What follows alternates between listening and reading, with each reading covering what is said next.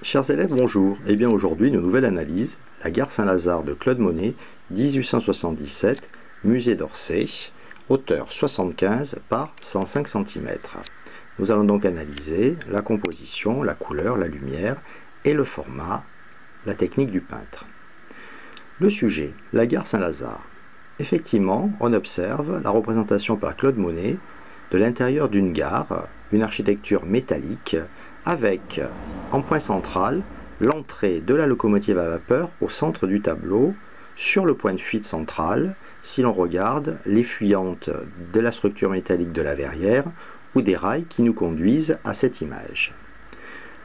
Au niveau de la composition apparaît aussi un triangle fortement marqué par la verrière sombre en haut du tableau qui contraste avec cette ouverture lumineuse sur les vues de Paris que l'on observe en arrière-plan avec les immeubles haussmanniens. La couleur, elle est importante dans le tableau, vous le voyez, une dominante de bleu, des bleus lumineux, nuancés, peints à grandes touches larges comme des volutes finalement de vapeur. Cette surface bleue majoritaire s'oppose au sol à des tons jaune orangé, effectivement des couleurs complémentaires, puisque si l'on observe la verrière, elle n'est pas noire, ce qu'elle aurait pu être avec le charbon qui se serait déposé sur la structure, mais les ombres sont bleutées, violettes, pour répondre au sol, à ces orangés et ces jaunes, couleurs complémentaires, créant donc un fort contraste entre les deux. La lumière est l'élément central du tableau. Vous le voyez, un fort contraste aussi entre la structure sombre de la verrière et au fond cette sorte de presque contre-jour avec cette lumière qui ronge finalement la structure, le dessin. On a l'impression que la lumière et la couleur attaquent, rongent finalement tout le dessin préparatoire du tableau. C'est le sujet principal du tableau, des impressions lumineuses, des impressions colorées, finalement une sorte de palette lumineuse à coups de petites touches qui se répandent et diffusent des nuances, des valeurs. C'est ce qu'on appellera, vous le savez, l'impressionnisme, puisque Claude Monet est à l'origine de ce courant, avec notamment Impression Soleil Levant, son tableau de 1873 qui lance ce courant impressionniste. Le format, lui, est un format traditionnel de paysage.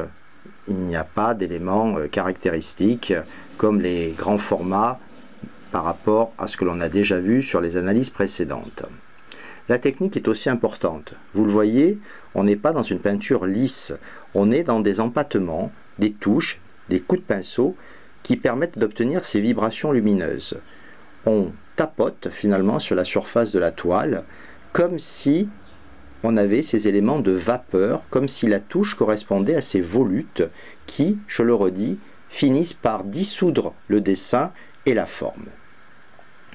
En conclusion, une vision contemporaine du monde qui entoure le peintre.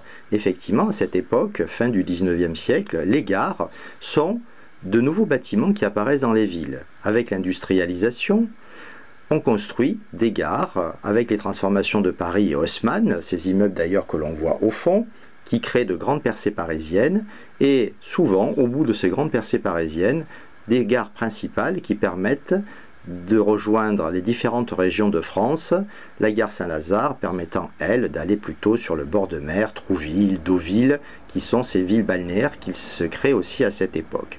Grâce à elle, on découvre donc un nouveau monde, la banlieue étant une sorte de découverte. On peut enfin circuler à travers la France. Donc, une nouvelle esthétique, l'esthétique des gares. Le peintre ne cherche pas, vous le voyez, à rendre le côté sombre que l'on pourrait avoir dans la réalité, avec ses locomotives à charbon, ces nuages de vapeur noire, mais quand on regarde ce tableau, il est plutôt très lumineux, avec toute une série de vibrations colorées qui font effectivement de cette modernité, ou qui donnent à cette modernité un côté très esthétique. Le thème de la gare n'est pas nouveau, ou de la locomotive. On peut penser, quand vous ferez des recherches, au tableau, donc vitesse Fruits et vapeurs de Turner du début du 19e siècle, ou pour ce qui est de l'impressionnisme, à d'autres peintres comme Renoir, ou qui s'intéressent à la réalité quotidienne, Caillebotte avec les raboteurs de parquet. Et bien voilà, amusez-vous à faire vous-même vos analyses et à bientôt.